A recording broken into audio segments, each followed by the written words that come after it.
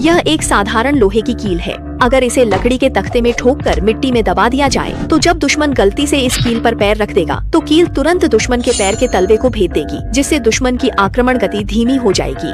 हालांकि यह तरीका अच्छा है, लेकिन अगर सैनिक के जूते के तलवे में कुछ विशेष रूप से जुड़ी हुई लोहे की प्लेटें लगा दी जाएं, तो लोहे की कील पूरी तरह से बेअसर हो जाएगी।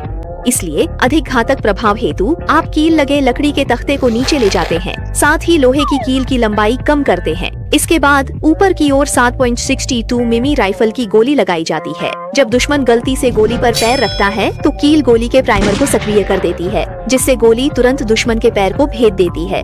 यहाँ तक कि अगर दुश्मन के सैन्य जूते में लोहे की प्लेट भी लगी हो, तब भी यह उसे तुरंत चलने फिरने की क्षमता से वंचित कर सकता है। हालांकि बिना सहारे के गोली आसानी से इधर उधर खिसक सकती है, इसलिए आप मौजूदा व्यवस्था में एक उपयुक्त आकार की बांस की नली और जोड़ देते हैं, जिससे यह सुनिश्चित हो सके कि गोली जमीन के नीचे हमेशा सीधी स्थिति में रहे। अंत में जाल के शीर्ष पर एक लकड़ी का तख्ता बिछा दें और उसके ऊपर आसपास के वातावरण से मेल खाने वाली घास की परत से निशान छुपा दें। इससे दुश्मन के फंसने की संभावना काफी बढ़ जाती है। और अगर आपने ये सब कर लिया है तो बधाई हो, आपने वियतनाम युद्ध के दौरान अमेरिकी सेना के लिए बेहद सिरदर्द बनी बुलेट माइन को सफलतापूर्वक दोबारा बना लिया है।